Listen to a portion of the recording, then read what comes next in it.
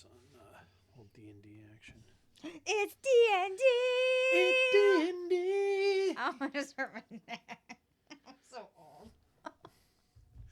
Did you just hurt yourself? I just tweaked a little something right there. You just hurt yourself just Sitting here having a conversation and singing out loud. Welcome to A Spirited Life, where you hurt your neck singing. Yeah. Welcome to A Spirited Life, where we can't be that spirited because we get injured if we do. Because we won't have a life.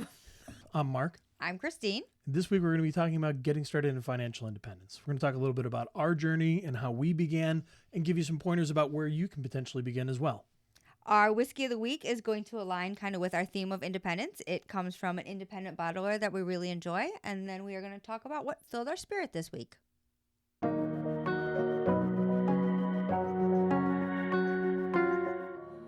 We want to live a spirited life. We're documenting our journey towards financial independence while balancing that with living in the present and enjoying our time in the journey.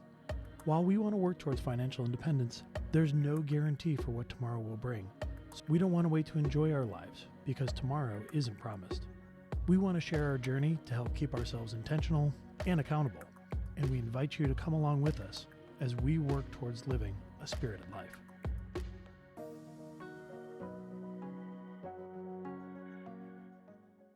Our whiskey of the week comes to us from Frey Ranch, who truly is independent in just about every way that you can think of.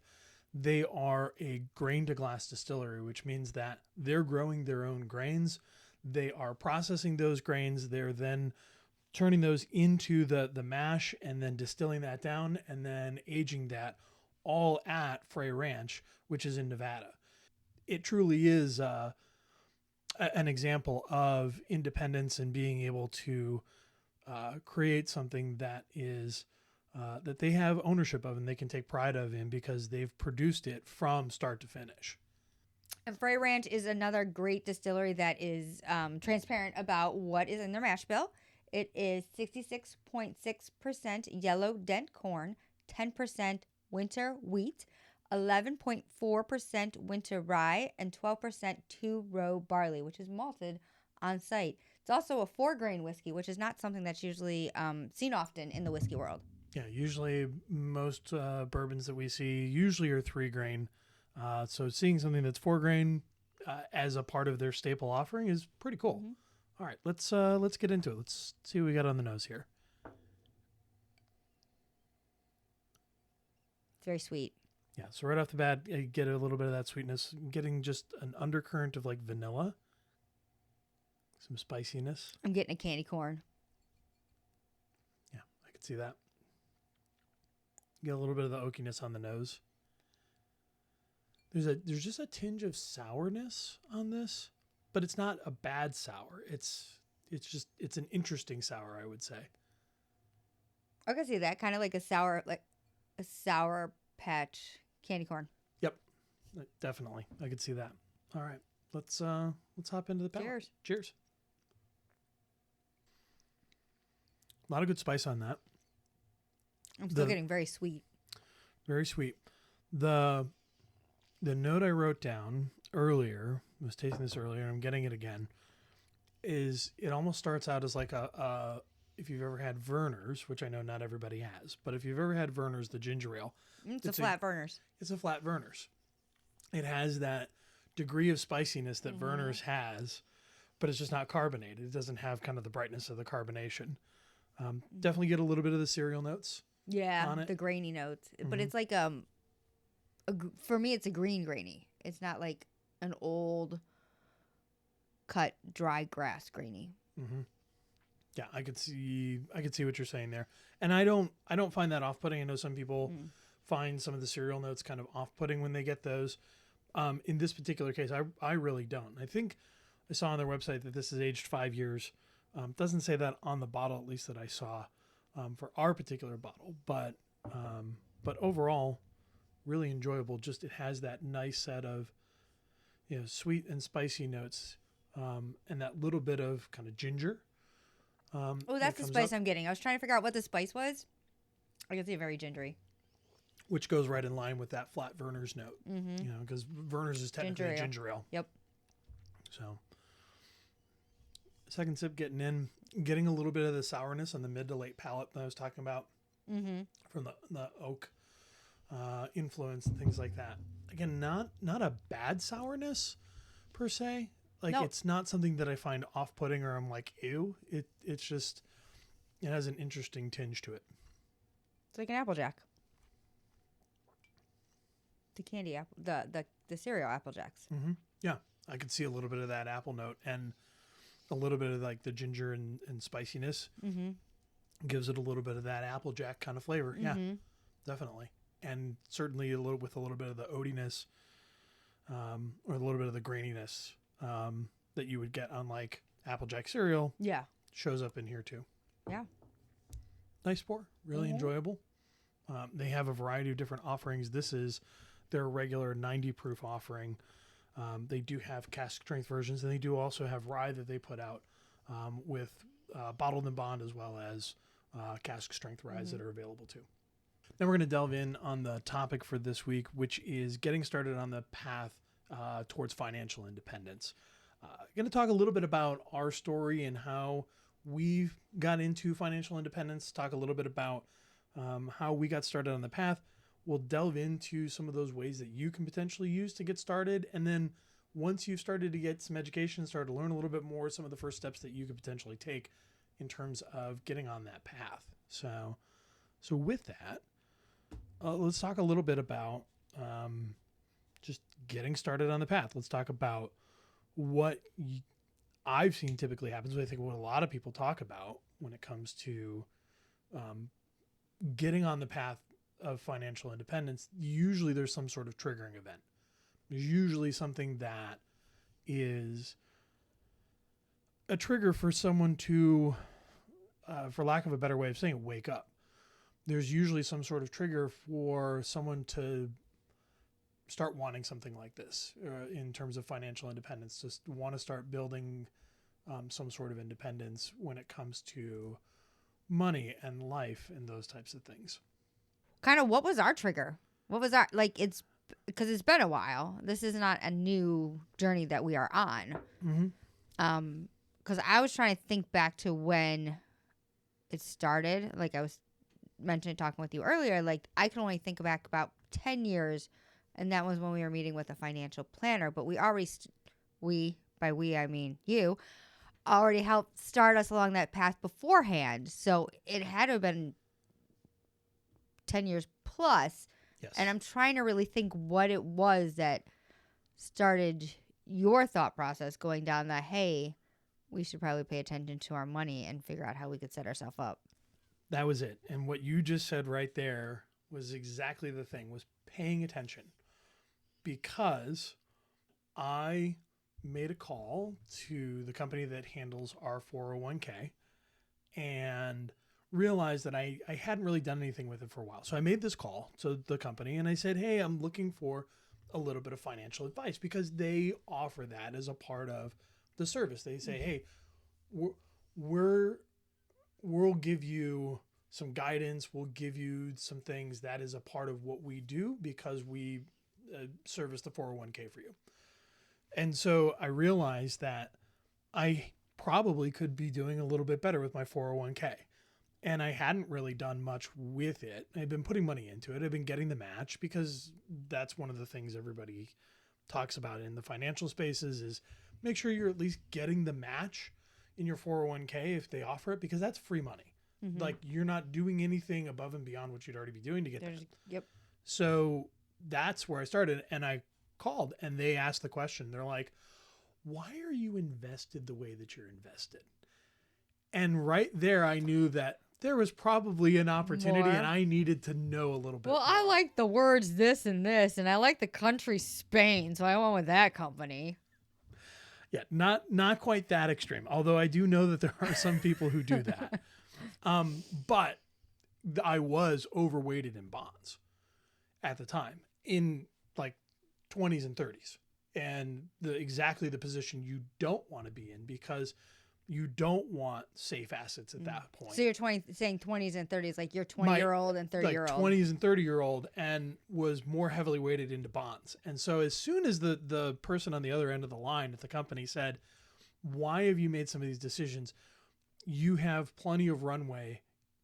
You should be, aiming for more growth assets.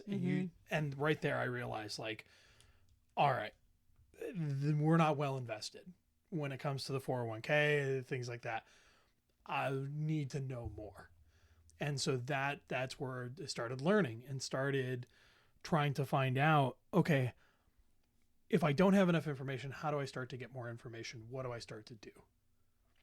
And so that kicked off me starting to do a bunch of reading on different books and blogs.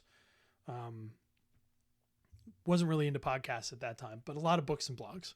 I don't think there were really podcasts at that time. I mean, there definitely were some, but they weren't as prolific as they are today.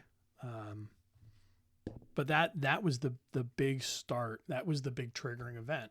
And I think a lot of folks have some sort of triggering event like this that they go through where they realize, I need to pay more attention. I need to do this, and we use this word a lot, you need to do this intentionally. So basically it was just someone asking you why, and you going, oh. Yeah. And it was as simple as someone asking the question, hey, why are you set up this way? That probably isn't going to help you get to the outcome of being able to retire. You're not going to see the amount of growth because the assets that you're invested in aren't set up for that. So it shows you think you're doing the right thing. Like, oh, I got a 401k, I'm going to retire. But then realizing that you have to do more to it than just, I got a 401k, so I'm fine to retire. Like, right. It's not that, I'm not going to say simple, but it's not that plain. No, you can say that. It's not that simple. It is not that simple to just say, oh, I'm going to throw my money in a 401k and not pay attention to what you're investing in inside of that. That's not enough. So it's almost like because I know we didn't go over any of this in school. I didn't go over any of this in school. It's almost like you have the false hope, the false dream that if you get a job or you get a 401k, then you are set and you're going to retire. But there's more to it. Absolutely. And the landscape has changed really in the last, I would say, 50 to 60 years in terms of retirement. Pensions used to be far more common. That's people true. Staying with their companies for, 25, 35, 45 years of service, like that used to be the norm, and you would get a pension and everything like that. That's all changed. And to your point, as some of that has changed, we also have not been increasing the financial literacy Very true. of people when we should be. And I think that, like, when I went through home economics, it was like, hey, this is how to fill out your checkbook and manage your checkbook. That's a wasted skill now. Yeah, and who actually still does that? I'm sure that there's a couple of people out there. I do write a check every now and then for certain bills, but that's true. Like, so things changed, but they haven't. But you're still running on an old school message. Yeah, and so as I understand it, the times are starting to catch up a little bit, and some schools are starting to do more around financial education and helping kids understand, hey, you need to learn how to do saving. You need to learn how to do investing. You need to learn how to build a budget. But not every school is like that. And not everyone is learning that. And we certainly didn't learn that when I know we were we graduated 5 years ago. We didn't learn that at all 5 years ago. Yeah, 5 years ago. I wish. The good news is we did have that triggering event to go, hey, I need to pay attention. I need to go actually invest some time and effort into this. And then what I will say is probably an undiagnosed ADHD brain went deep on starting to learn and really just trying to understand how to get into things. And then we said, oh, we probably should, have someone help us with this. And that's when we looked into getting a financial advisor. Yep. So then you came up with the idea like, hey, we should go see a financial planner to help us along the way. Yeah.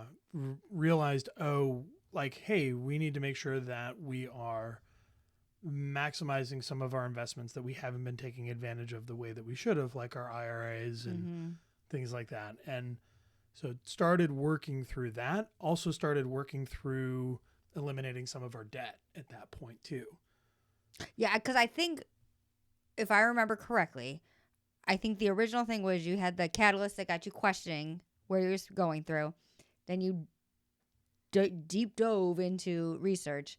Then I think it was like a quick, we're going to cut back on a lot of expenses. We're going to bust out our debt, and we're going to go through this, and we're going to really mindfully put our money in different places.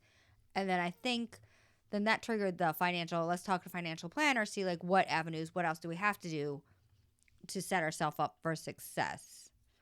Yeah. And I think at that point I had a influence from like Dave Ramsey, but was not fully into like the Financial Peace University full on to the Dave Ramsey baby steps. But we did apply some of the things that we learned from Dave Ramsey, like the debt snowball, being able to say, hey, we're going to pay these debts down and knock this debt out. And then once we knock that one out, then we'll start to apply that money and additional money to this other debt, and then start to work through those things. And that's when I think debt really became kind of a dirty word for us. I think it became something that at least in my mind, it became something that it didn't mean I had to have forever. Yes. It didn't mean that part of life is having debt, like where I always thought that was just in life, you have debt. Like, so I think going through you explaining all that to me, because let's be realistic, you do all the researching, you give me the cliff notes, and then I jump on board.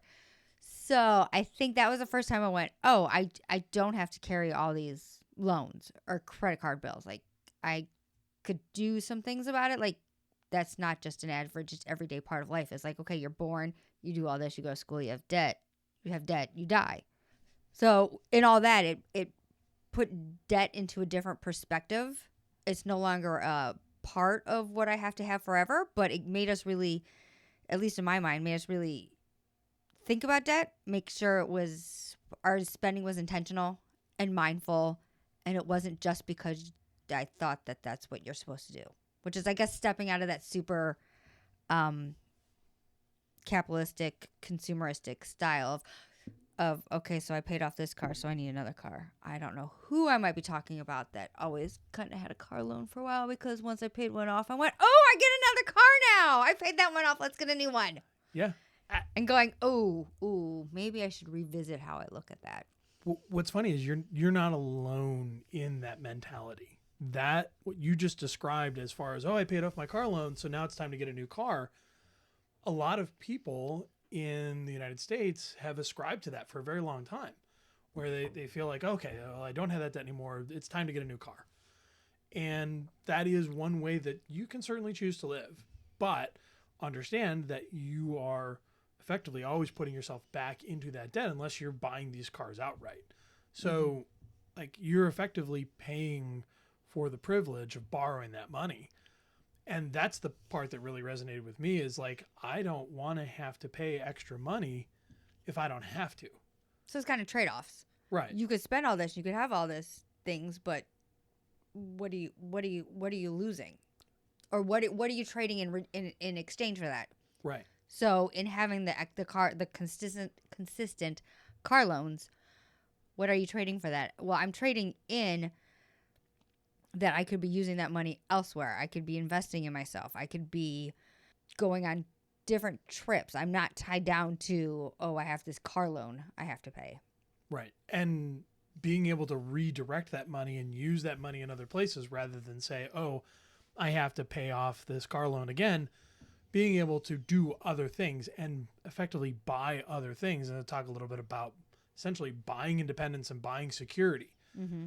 That's a mindset shift that I think has happened more recently for me in the last couple of years. But stepping back, continued to keep on learning about investment as we started working with that financial advisor, continued to read, and while applying some of the Dave Ramsey piece of things, continue to learn and continue to grow, reading things like the Bogleheads forums, reading things like Mr. Money Mustache, who is a big financial independence and probably credited as one of the very earliest folks who had financial independence content.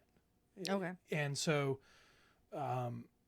continued to read that and kept learning and found out that our financial advisors weren't really giving us great advice in terms of how to invest, in terms of how to direct our money. And in that growth, learned that wanted to start having more control, wanted to start managing more closely to how much things were costing us, to your point. And when we were with that financial advisor, was looking at like the basis points of what they were selling us. And I want to say it was somewhere in the neighborhood of like 150 basis points. So 1.5%. And I remember you asking a question about how much is something like, it was just a detailed, like, here's this plan, here's the thing I want you to do. It's a great investment. Here's this overview. And you asked like a very specific, detailed question, and she couldn't give you the answer right away. Yeah. I think for me, that was the trigger in going, oh, if you can't answer these questions, and I would think I'm a noob on figuring out financial things. So if this is a question that I'm bringing to you and you don't have that answer like within a quick come around, what am I paying you for? Yes. I am not getting the advice that I should be getting and the guidance that I should be getting. So that was a pretty good indicator that they may not have our best interest in mind if they can't answer some simple questions about what it is that they were selling us. And really that kind of put the nail in the coffin for us having a financial advisor, because I had started to want more control, was feeling confident enough to be able to take the step away and realize that we didn't need their advice, and their advice wasn't worth what we were paying for it, because it wasn't really worth anything. That's true. If you could answer your own questions with a little research, why pay someone else that's going to probably have to get back to you in a few weeks anyways? Yeah. And I realize that's not for everybody. Not everybody necessarily has that desire, but I think most people who usually start to develop that interest in financial independence usually have that same streak of, hey, I can figure this out, and I can understand how to do this on my own, and I can build that confidence over time through education, through learning. And from there, we really started to amp up our savings and prioritize investing. And what I would say kind of most recently is that's where we've become really super savers.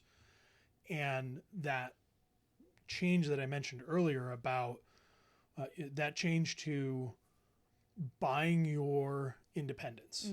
That's what I look at it as. Every time that we make an investment in our 401ks or in our IRAs, things like that, what we're buying is security, and we're buying freedom.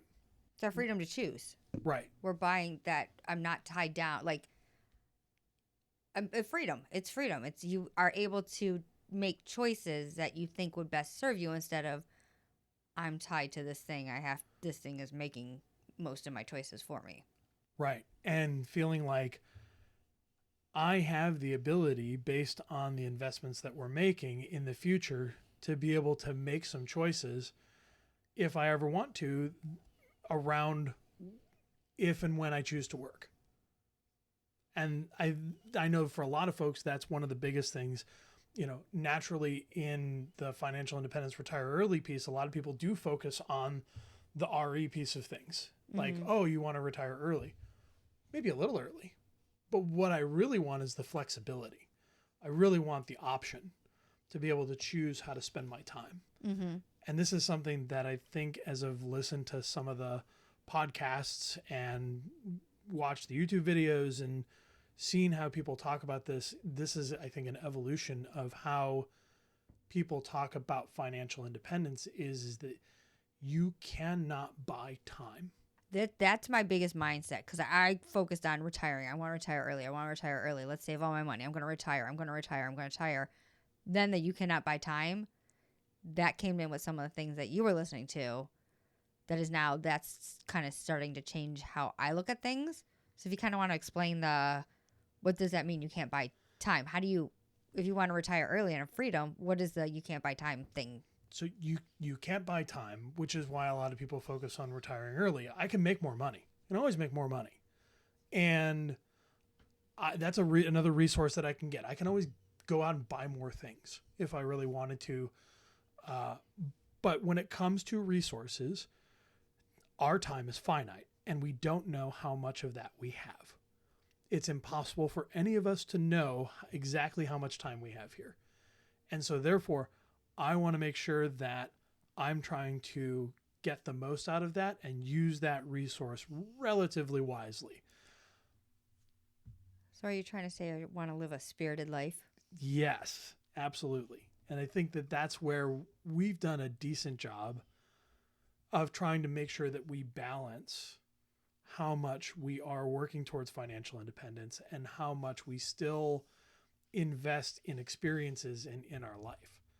And I think we've always exemplified that, but that's become a little bit more clear in the last couple of years about making sure that we're working towards both of those things as hard as we can and as hard as we want to. Yeah, I think that's where my mindset went, because it went from, oh my gosh, don't spend anything. Save, save, save, save, save, save. You could retire. And then all of a sudden I'm like, I think I overheard one of your podcasts when you were like getting ready in the morning. I was getting ready in the morning. It's like, you would love to do all these things, but like legit, there's things you just can't do when you're 80. Like your body is just, it doesn't matter unless you're that Jack whatever guy, that super strong guy. Jack LaLanne, I think it was. Yeah. Even like, there's just some things you can't do, or if you do it, it's not going to be the same experience that if you do it in your 40s. So you got to balance out the saving for retirement, saving for not having to work, but also enjoying those moments when you can. Like you said, okay, so I think when I was talking about wanting to retire, and you're like, well, what are you going to do when you retire? Can you do any of that now? Like, why does it always have to wait till you are retired? How can you balance that so you can do the things that you want to do when your body is ready and able to do it? And then also set yourself up that you don't have to work forever. Yeah. Unless you want to. Yeah, unless you want to. But having the option, having the choice about how you want to spend your time, and being able to have that choice is how I see that. And being able to make some of those choices now while still looking towards the future and saying, I want to be able to give myself more flexibility. Every time I see that money going into the 401k, every time I see the money going into the IRA, every time I see the money going into the brokerage account, I remind myself that that's what I'm buying. I'm buying myself flexibility. I'm buying myself the ability to do what I want in the future. I have nothing to add to that. That's that was fine. mic droppy. It was a little mic droppy. Boom. So we talked about kind of what was our catalyst, what triggered our change of thought, kind of little bits of how we looked at things in the beginning. So kind of what's next? Yeah. So it mentioned a lot of learning, and that really is the place to start. Is where do I start to learn about this stuff? And obviously, if you're here and you're watching this, you're at least somewhat interested in this, and so you're already headed in the right direction. You're headed in the right path. And the good news is that there is no better time to learn about this than today, because everything that's happened before this, and because of the plethora of books and blogs and podcasts and YouTube channels that are all available, even conferences that are available. Like if you really get into this, like you could start going to conferences and you could start learning from people that way. Local meetup groups and things like that. There is no better time to try to learn about this stuff, because people have been now talking about it and sharing their experiences, much like what we're trying to do here. They've been doing that for quite a few years now. And so there's some books that I started with that I've read, and there's books that that show up consistently and regularly in the industry. And I'll touch on a few of those. I'll touch on a few of the blogs and the podcasts that were a part of kind of our education. And then we'll have additional notes in the show notes that talk about all the different books and blogs and podcasts, obviously above and beyond what we're talking about here. Links galore available for That's you. That's my drag name. Yeah. Links galore. That's my drag name. Sorry, I just took that off the rails. That's okay. couple books that I've read that have influenced my thinking on this. So Intelligent Investor, Your Money or Your Life, which is one of the most recent ones. And that really is one of the ones that shaped my most recent thinking about time and things like that. Die with Zero is another one that is in that same vein, that is about living and making sure that you're working on investing and working on setting yourself up for success, but then also making sure that you're living along the way. And then over on the blog side of things, there's a variety of different blogs that are out there. They used to be more popular. Now podcasts and YouTube have kind of supplanted a lot of that, but there's still some really good ones that are out there. Mr. Money Mustache is one that a lot of people start with and they hear a lot about because it's one of the oldest and most well established. And a lot of people look at the simple math for early retirement, and that's probably his most referenced article. Okay. And it talks about, hey, here's some math that shows how you can do this, how you can work towards getting to financial independence, and in his case, retiring early. One that I'll lump into blogs, but isn't really a blog, is the Bogleheads forum. Wealth of information available out on the Bogleheads forums. Any question that you can imagine as it relates to kind of this thinking, this mindset, and how to approach things has probably been answered out on those forums. Okay. And then I would say most recently, and probably where I get most of my information these days, is through podcasts and YouTube videos. And in there, probably my most common ones that I listen to on a regular basis: Choose FI, Afford Anything, Stacking Benjamins, Money Guy Show. And I still like NPR's Planet Money. I love Planet Money. And even if there's something about the storytelling way about it, because even if I don't fully care about the topic, as I listen to it, they like draw me in. Yeah, they have a way of making those stories interesting. It's a very good storytelling. Planet Money is very good for the person that really is like, I know I should care about this, but I really don't, like, it's not my brain. Yeah. I like that one. They definitely find a way to make it and keep it interesting. And then, of course, there's Clark Howard and Dave Ramsey, two other really well-known, but admittedly, I don't listen to them or watch them very much. But I think generally speaking, they have good messages that they're sharing out there around, financial independence and how to approach, your own finances. I think the most important thing, though, is to get started, and is to start to learn and start to pick something up. Even if you have no money to spend, Paul Merriman has a free book available on his website, and he literally is asking to give it away. And you can start with Paul Merriman's book. You can start with the videos on YouTube, and you can start with podcasts if you can't get a book, or go to your library. Because that was one of the things I was going to ask. Like, if you, as someone like me that gets so overwhelmed, I don't know where to start. Like, what is the first thing? Like, what is the first step you would tell me to do? Yeah. So the first thing I would tell you to do is to find a resource and start to look into that. I know several of the podcasts and YouTube channels and blogs that are out there have places to start that they say, hey, start here. So Choose FI has their episode 100, for example, which is the Welcome to FI. And they kind of talk generally about the FI concepts and those types of things. That's where they want you to start. Find something like that is designed to be that starting point. Okay.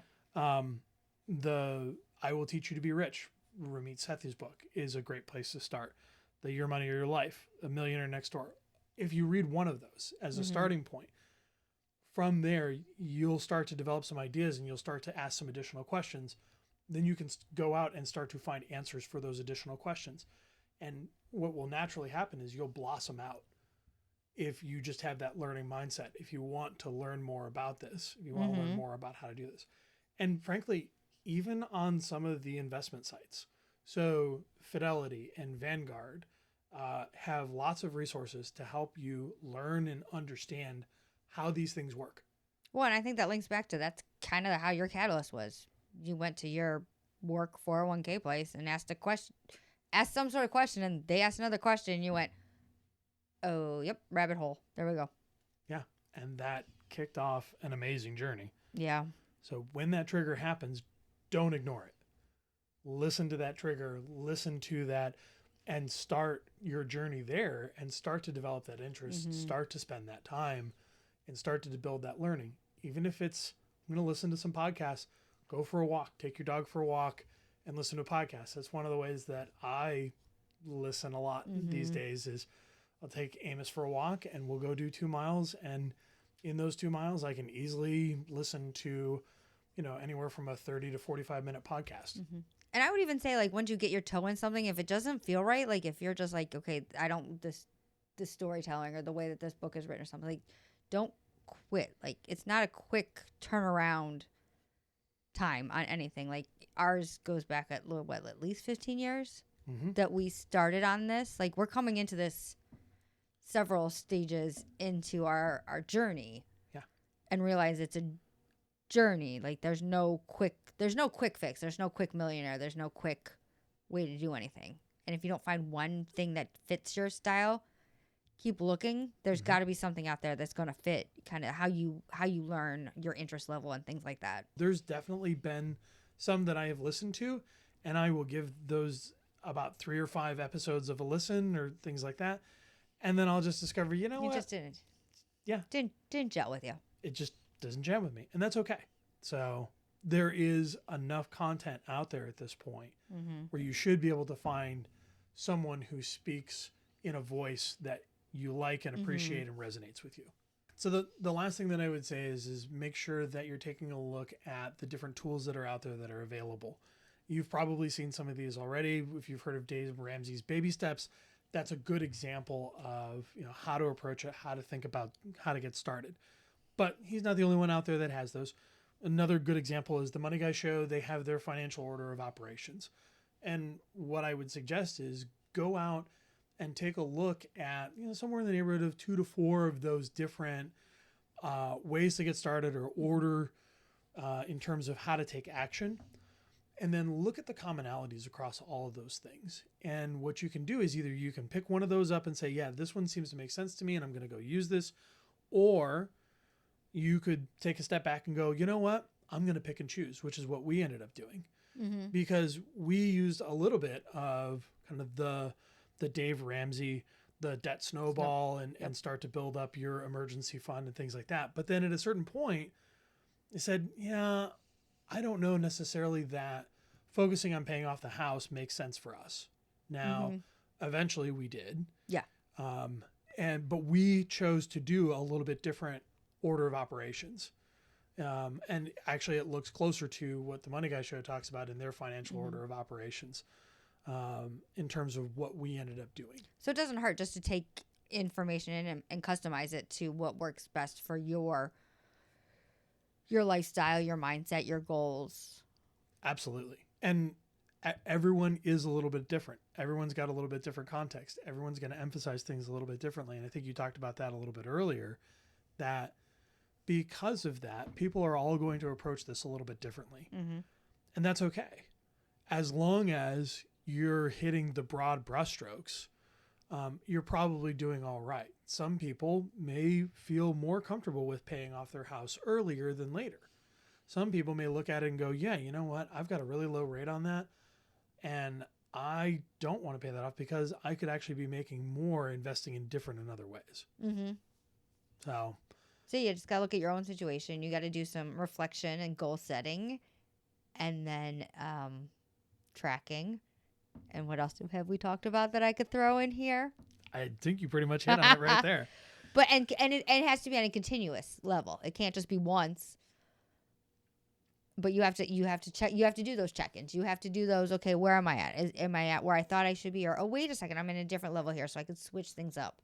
It's not a one and done. It's not a set it one and done type thing. It's a continual process. Yeah, there should be some ways that we're continually looking back and making those adjustments over time as the context changes, as you make more money, as you do pay off some of those debts, as your, family changes. Maybe you have kids and, if you didn't have kids before and then all of a sudden now you have a new baby, well, they're expensive. Right. They're absolutely expensive. And so you may have to change your strategy and change your plan at that time. And that's okay. Life is like that, where the only constant is change that we're going through. And so we should be looking back at this over time and readjusting our plan based on how things are changing, based on, I don't know, for example, if someone has a new job they're going to be getting, I don't know who that might be. Congratulations on your new job. Thank you. And that job in the long term is going to be an amazing salary and things of that nature. But in the short term, it's going to be a little bit tight. And so taking that into consideration and being able to grow with that. Yeah. But I think that's also a great example of the financial freedom or financial independence, that I was able to take this amazing opportunity, even though it's a few months of pretty much part-time work. But in the end, it's going to be like full-time amazing growth. But I have to have that the few months of things are a little tight, but we're in a position where I could take that part-time work for a few months and grow in that opportunity instead of being like, ooh, I can't do this because I have all these bills. Yeah. And to me, that is an affirmation of the things that we've been doing. Mm-hmm. That is the type of flexibility that we're looking for. That is the type of security that we now have for you to be able to make that change and be able to take that step, even if it means temporarily we're not going to be making as much money as we typically would be. That's okay. We'll be all right. Yeah, and it's the moment of going, we could take this different opportunity, we could take this different approach, and we'll be okay. Instead of going, that's a great opportunity, but it's going to put us in a horrible position. Yeah, two very different situations. I'm very grateful for our situation. Thank you very much. Yeah. And we like to end every episode with highlighting something that filled our spirit this week. So what fills your spirit? So this week we were able to help support our friends as they were having an event to celebrate the work that they had done to support another one of our friends. We were doing some of the background work to help make things happen on the YouTube channel and make sure that things were flowing relatively smoothly and that they didn't have to worry about a few things. So it was nice to be able to help support them that way and help event go off without a hitch. How about you? Mine was a little more low key. I think Saturday I just hung out with the dog on my lap. The lights were low. I watched TV, cuddled up in a blanket. Is everything my introverted spirit needed to refresh. And I think sometimes remembering is those quiet times that could also refill our spirit. And it doesn't have to be something that's big or grandiose or exciting, but those moments that I just have time for me. Sometimes those are the best times. Especially when there's a puppy involved. Absolutely. Alrighty, and that wraps up what we're talking about this week. What do we have on tap for next week? Yeah, so for next week, we're going to be talking about being cereal triers. So I could bring some Lucky Charms and Apple Jacks? Not that cereal. More along the lines of cereal where we keep on trying new things and different things, and we do that consistently and regularly. Okay. In the meantime, we hope you live a spirited life. The topics and information on a spirited life should not be taken as financial advice and should be considered for entertainment purposes only.